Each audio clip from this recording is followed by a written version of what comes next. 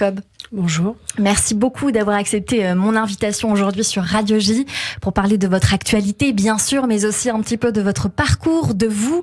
Alors, vous savez, on aime beaucoup démarrer par le début, toujours le début dans cette émission qui retrace qui vous êtes. Catherine Jacob, vous avez aujourd'hui 65 ans. Vous êtes née le 16 décembre 1956 dans le 17e arrondissement de Paris.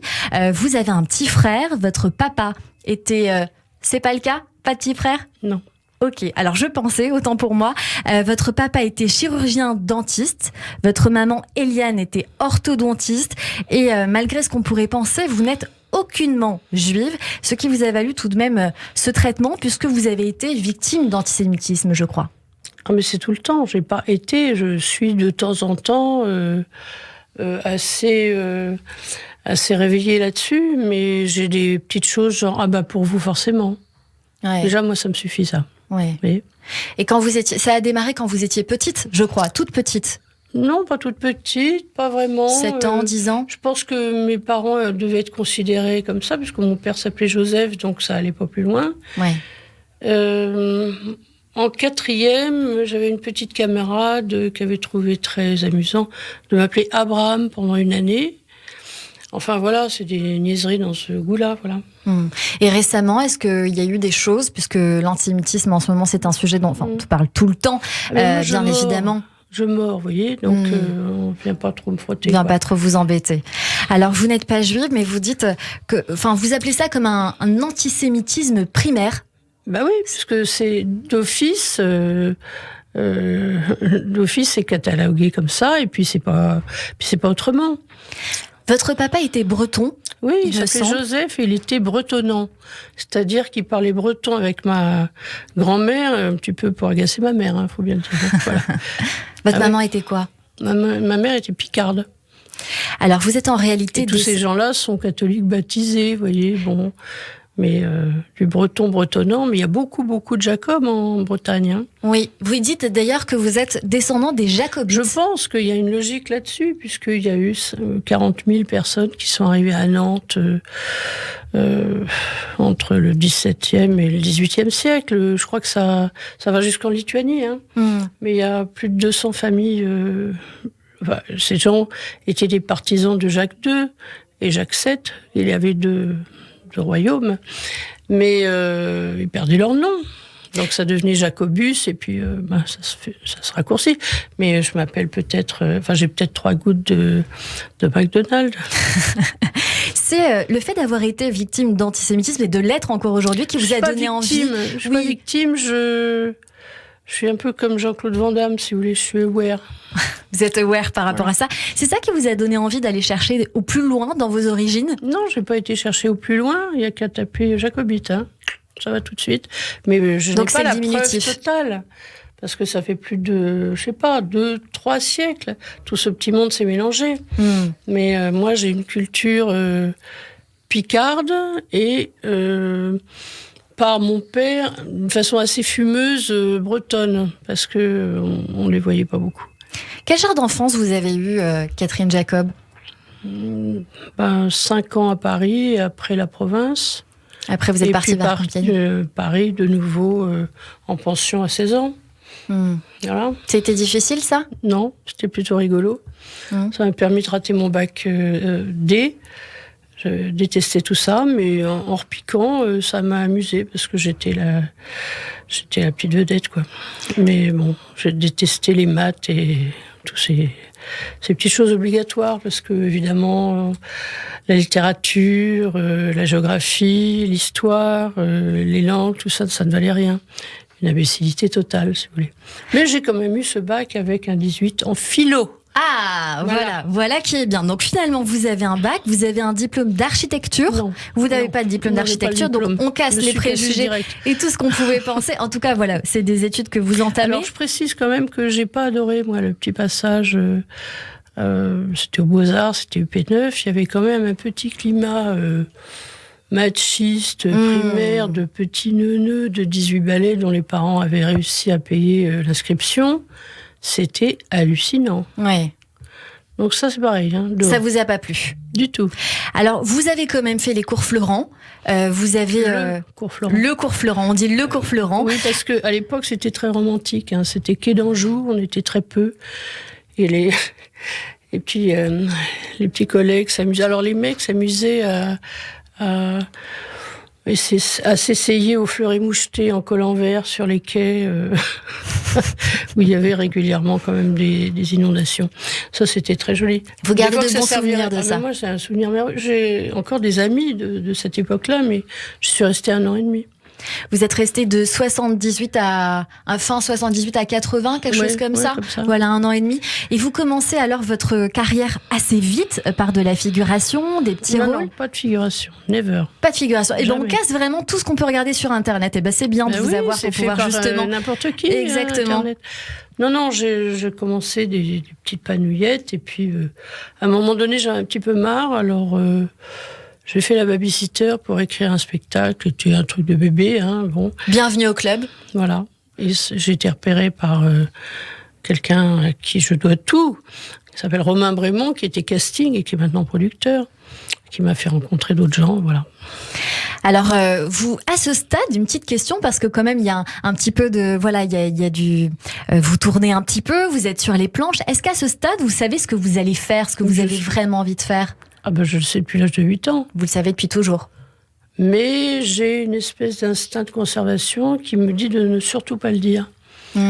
Ça que, moi, je conseille beaucoup ça. Vous êtes superstitieuse? Non, pas du tout, je suis logique.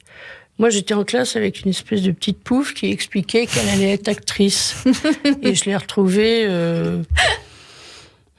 C'est très drôle. Je l'ai retrouvée plus tard. Ouais. Elle était actrice? Non. Bah vous voyez comme quoi en fait il faut garder ses secrets pour soi-même. Il faut mieux avancer masqué. Avancer masqué. Je retiens ça, je retiens de vous. Vous arrivez en 88 avec votre premier rôle dans La vie est un long fleuve tranquille. Vous avez le César du meilleur espoir féminin. Ensuite, Tati Daniel, Le bonheur est dans le pré.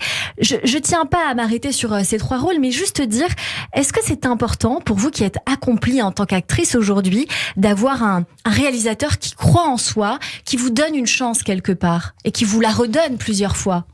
Ce qui a été très important, c'est la rencontre avec la scénariste Étienne Châtillès, qui est toujours mon amie, et qui est Florence Quentin. Ça, c'est très important, parce que j'ai rencontré 2-3 personnes comme ça dans ma vie, qui sont des originaux, si vous voulez. Vous savez jamais quelle va être la chute, comment ils fonctionnent, comment ils pensent, et moi, ça m'a ouvert un petit chakra. Elle était mariée à un très grand peintre et sculpteur et plasticien qui s'appelait Bernard Quentin. Et ça a été une ouverture d'esprit exceptionnelle. Vous avez fait plusieurs films, Catherine Jacob. Quel film vous avez préféré jouer? Non, c'est des rencontres. Est-ce qu'il y en a un qui vous a... C'est des rencontres. Moi, j'ai rencontré Blier quand même. Et puis après, le comte qui m'a jeté dans le bain avec les 3 gros maous, à savoir Marielle, Rochefort et Noiret. Vous avez joué avec... Là, fallait s'accrocher parce que je pouvais tout à fait dégager dans la soirée. Hein. Si ça se passait mal. Oui, non, pas un bisutage ardos, mais il fallait quand même faire gaffe, quoi. Vous avez joué avec les plus grands. On vous voit un peu moins au cinéma ces dernières années. Pourquoi? Je sais pas. Est-ce que c'est parce que il n'y a pas de rôle qui vous convienne, pas de rôle pour vous, pas dans les cases?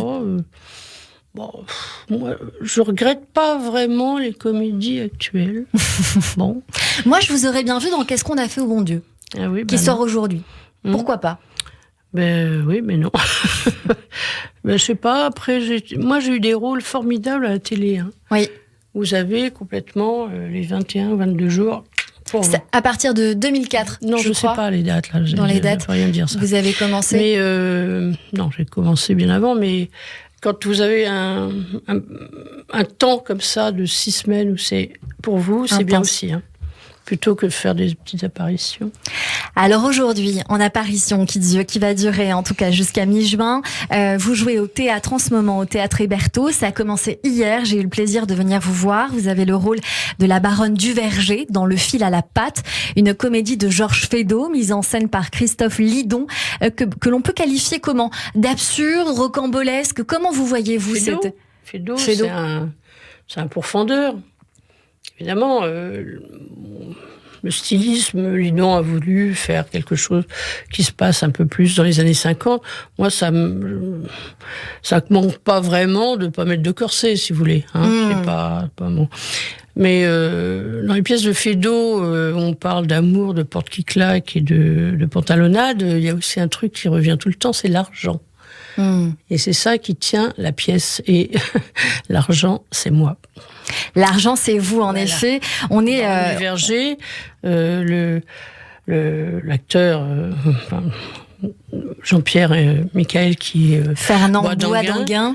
Lui, il a besoin de se refaire une petite santé parce que c'est un fêtard, mais il est un peu cuit.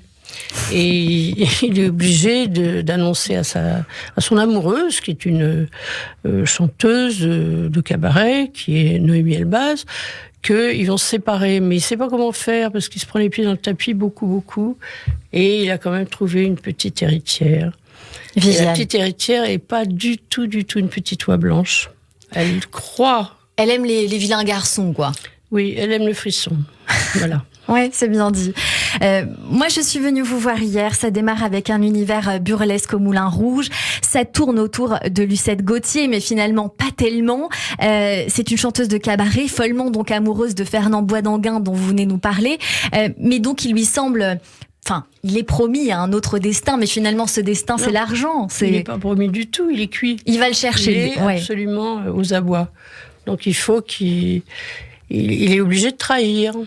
C'est-à-dire que la morale de l'histoire, entre l'amour et l'argent, faut mieux prendre l'argent, quoi. Voilà, c'est impitoyable, c'est comme ça, c'est la vie. C'est votre état d'esprit, à vous, dans la vie, Catherine Jacob ? Non, je ne suis pas Feydeau. Privilégier l'amour ? Non plus. Mais Feydeau, il est mort fou, fou comme un lapin, syphilitique, et très jeune. Et il avait quand même bien vécu. Est-ce que la romance l'intéressait ? Non. Le sexe, oui. L'argent, encore mieux. Mais c'est lui qui parle, pas moi. Il y a 9 acteurs formidables sur scène qui ont parfois plusieurs rôles, qui jouent formidablement bien. Est-ce qu'il y a une personnalité en particulier avec qui dont vous êtes attaché, on va dire ça comme ça, qui vous attache ? Moi, je suis obligée d'avoir une relation forte avec Emma Gamay, qui fait ma fille. Qui est à la fois et Marceline, et Nini, et Viviane. Oui. Et on se pose cette question. Il y a 3 petits rôles. Enfin, oui, il y a deux petits rôles petits. Tout à fait. Et puis il y a le rôle de la petite jeune première qui n'est pas tout à fait une oie blanche, mais et voilà. Et puis aussi le personnage de Boisdanguin. Parce que la baronne a quand même pas perdu le nord, elle a un petit peu envie de se le croquer, quoi. Voilà.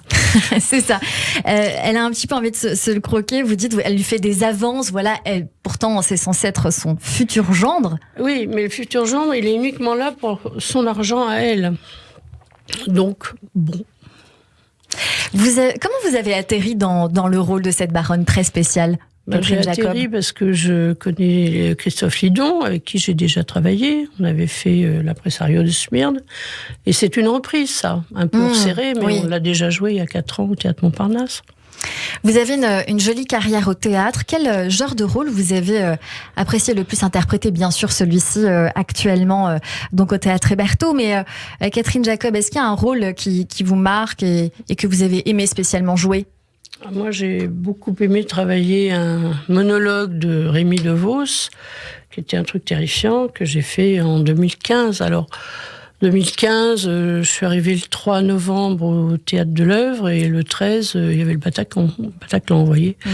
Donc, c'était un peu ardos, quoi. Un petit peu compliqué. Mais j'ai beaucoup aimé le faire. Il y a pas mal de rôles. J'ai un projet, un jour, peut-être encore avec Rémi DeVos, mais j'ai aussi 2 autres projets avec Christophe Lidon. Très bien, toujours au théâtre, donc on imagine. Le prochain, je pense que c'est une pièce, c'est un dialogue de Jean-Benoît Patricot entre une actrice mûre et un petit genou plein d'avenir. Ça va être amusant. Qui sera Brice Hilleret, qui était un petit gars formidable qui a eu le Molière il y a 2 ans pour La Souricière. Ça doit être très amusant de jouer ce genre de rôle. Ouais, il y a beaucoup de boulot, il y a beaucoup de textes, il y a beaucoup de choses. C'est pour l'année prochaine, hein, c'est quand même... On le fera au cadeau, alors le CADO, le cadeau à Orléans, chez Christophe Lidon. Vous avez souffert du Covid, Catherine Jacob? Non. Ça n'a pas été une complication pour vous? Non.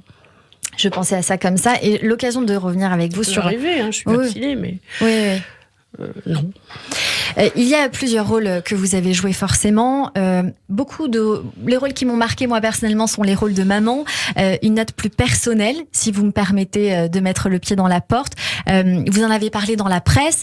Beaucoup de rôles vous accommodent du rôle de mère au théâtre aujourd'hui déjà. En 2004, lors de votre tournant à la télé dans La mère de Marie-Lou Berry, dans La première fois que j'ai eu 20 ans, et d'autres bien sûr. Année faisant, cela sera sûrement peut-être encore le cas, mais alors que dans la vie, vous avez fait le choix de ne pas être maman. Est-ce que ça, c'est un regret pour vous ou absolument pas? Pas du tout, c'est un choix. Vous trouvez qu'aujourd'hui, on nous culpabilise de ça? Il y a beaucoup de femmes qui ont la trentaine, quarantaine. Moi, je n'ai pas à être culpabilisée, je fais ce que je veux de ma vie. De toute façon, à partir de 19 ans et demi, si vous n'êtes pas une maman, vous n'êtes rien dans les scénarios, excusez-moi de le dire, plutôt masculins. Ouais. Voilà. Au bout de 3 feuilles, 3 pages, vous voyez très bien qui a écrit. Mais voilà, voilà. Qu'est-ce que vous pensez du féminisme aujourd'hui, Catherine Jacob? Moi, je suis pour. Vous êtes pour, mais il y a plusieurs types de féminisme. Est-ce qu'il y en a un? Enfin, les gens disent cela. On parle de néo-féminisme. Mais le féminisme, c'est tous les jours. Ouais. C'est pas aller cramer ses soutifs et ses machins. C'est ça. C'est tous les jours gagner sa vie. Alors, gagner sa vie, c'est pas forcément gagner. Enfin, pas que gagner de l'argent, vous voyez, c'est gagner sa vie. Est-ce que vous avez pensé à écrire? Vous, quelque chose de plus personnel? Non, mais prochainement, je veux dire, avec justement cette actualité, ce féminisme dont on parle, que je ressens un petit peu quelque part quand vous me dites que voilà, ça reste très masculin, ou c'était un peu dur à l'époque, le cours, enfin pas le cours Florent, mais dont vous parliez, voilà, les beaux-arts. Faut être vigilant, faut pas laisser passer les petites dérives de vocabulaire déjà. Commencer. Bon, voilà. Moi, franchement, je suis pas très atteinte. Personnellement, je veux dire, je ne suis pas victime, mais je déconseillerais vivement. Voilà. Qu'est-ce que vous aimez en ce moment au théâtre, au cinéma? Mais je ne sais pas, parce que j'ai la tête dans le guidon depuis 3 semaines. Donc je manque cruellement de... Il y a des petites choses quand même que vous aimez, dont on va parler dans quelques instants. Donc voilà, je vois tout. Alors à la télé, qu'est-ce qui vous plaît? Est-ce qu'il y a des émissions, par exemple, qui vous plaisent? Oui, moi j'aime bien Monsieur Calvi, voilà, des choses comme ça. Des gens qui m'expliquent ce que je comprends pas toute seule, vous voyez. Je regarde beaucoup les infos, les débats, les choses comme ça. J'ai envie de parler un petit peu d'amour avec vous, si vous le voulez bien, Catherine Jacob. Vous avez toujours gardé votre vie sentimentale discrète et vous n'êtes pas pour la vie pour deux. C'est ce que vous avez dit à un moment donné, mais est-ce que c'est toujours le cas aujourd'hui? La vie pour deux, qu'est-ce que ça veut dire? La vie à deux, pardon, autant pour moi. La vie pour deux, c'est peut-être un lapsus, peut-être quelque chose à comprendre, je ne sais pas. C'est quoi la question? La vie à deux, est-ce que vous êtes pour la vie à deux aujourd'hui encore? Parlez de cohabitation, c'est ça? Oui, cohabitation, mariage, fiançailles, Pax, je ne sais pas. Moi, je trouve que c'est très très bien de gagner sa vie et d'être chacun chez soi. Vous pensez que l'amour dure 3 ans? J'en sais rien. Vous, ça dure? J'en sais rien, chacun fait ce qu'il peut. Oui, on fait ce qu'on peut avec ce qu'on a. M'a toujours fait rigoler, quoi. Ouais. Je n'ai pas de grande affirmation là-dessus. Bon, écoutez, on va encore une petite question pour vous. Est-ce que j'ai pu voir que vous étiez, on revient un petit peu maintenant sur le théâtre, le cinéma. Si vous deviez choisir, vous pourriez choisir entre ces différents secteurs, la télévision, parce que vous avez joué beaucoup aussi pour la télé. Moi, je préfère le théâtre.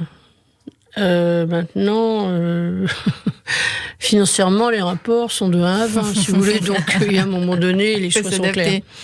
Mais pas toujours. Mais bon, moi, il m'arrive de refuser quelque... Enfin, bon, bref. Mais c'est un petit peu pour la beauté du geste, le théâtre. C'est du luxe. Vous êtes depuis 98 jury de plusieurs festivals. Oui, il y en a. Festival international du film de comédie de l'Alpe d'Huez, Fantastic Art, Festival du film d'aventure de Valenciennes. Enfin voilà, il y en a énormément. Dinard, il y en a plusieurs. qu'est-ce que vous faites à chaque fois et quel genre de conseils vous auriez à donner pour des acteurs qui commencent, par exemple, qui sont peut-être en train de nous écouter, vous qui avez une grande carrière derrière vous et encore devant vous? Je suis une vieille actrice, d'accord. Non, encore devant vous. Non, conseil de quoi? Je comprends pas. Conseil, c'est-à-dire, est-ce qu'il faut y aller avec le cœur? Est-ce qu'il faut y aller Il faut y aller avec la curiosité, parce que vous verrez des films qui ne sont jamais distribués, ou très peu. Vous voyez des trucs moyens et parfois des raretés, donc c'est ça l'intérêt. Un autre conseil que j'ai envie d'avoir de vous, Catherine Jacob. Vous me regardez, vous titillez. Pourquoi vous titillez? Je me marre, j'attends. Non, parce que je sais que tout à l'heure, vous m'avez confié, et c'est ce que je retiens, et c'est pourquoi je vous pose cette question, que il y avait une petite fille qui était à l'école avec vous, qui était persuadée d'être comédienne, ou qui revendiquait être comédienne, et que vous avez gardé ce secret pour vous. Le secret, c'est de garder le secret pour soi, justement. Ça dépend de l'environnement. Moi, je dois à ma mère de m'avoir emmenée au théâtre, à la Comédie Française, quand j'étais quand même assez gaminette, 8, 9, 10 ans. Ça n'a pas fait le même impact sur tout le monde. Moi, ça m'a absolument électrocutée. Mais je ne souhaitais pas vraiment me faire étouffer dans l'œuf, si vous voulez. Et puis, voilà. Après, j'avais le droit, miraculeusement, de regarder le ciné-club, des choses comme ça. Est-ce qu'il y a des gens qui vous ont inspiré? Ah bah oui. Qui vous ont donné envie de faire ce métier? Ah bah tous les acteurs. Acteurs, actrices, c'est pareil. La même chose. Vous faites pas de différence? Non. Un nom principalement qui vous a donné envie de faire ce métier? Ou peut-être un genre? Ah ben quand je suis allée au Français, moi j'ai vu Catherine Samy et Denise Jean, si vous voulez. Voilà. Les petites pépettes me branchaient pas du tout, même si j'avais 9 ans. Ça, j'ai vu tout de suite les grosses bêtes, que j'adore. Au cinéma, j'aimais bien John Crawford. Et Bette Davis est venue après, parce que Bette Davis, c'est plus subtil, quand même. Vous regrettez le cinéma d'avant? Bah non, je peux pour lécher les babines autant que je veux. Oui, parce que vous pouvez voir et j'adore le cinéma français des années 30, évidemment. Ouais. Limite du doc, quand vous voyez Bouju sauver des eaux, il tourne dehors, le son est naze, mais c'est du doc. Aujourd'hui, il y a moins de qualité qu'avant? Ah non, pas du tout. Non, faut arrêter avec c'était mieux avant. Non, c'est pas ça du tout. Non, il y a quand même des progrès techniques phénoménaux, quand même. Non, quand même. Est-ce qu'il y a un rôle que vous aimeriez jouer, Catherine Jacob? Mais oui, tous, bien sûr. Mais là, dans le petit scoop, eh bien, dans le projet que j'ai avec Christophe Lidon de la pièce de Jean-Benoît Patricot, Christophe Lidon va quand même me faire dire le petit chat est mort. Alors ça, c'est quand même plaisanterie, vous voyez. Pourquoi c'est une plaisanterie? Parce que j'ai pas tout à fait l'âge de rôle, si vous voulez.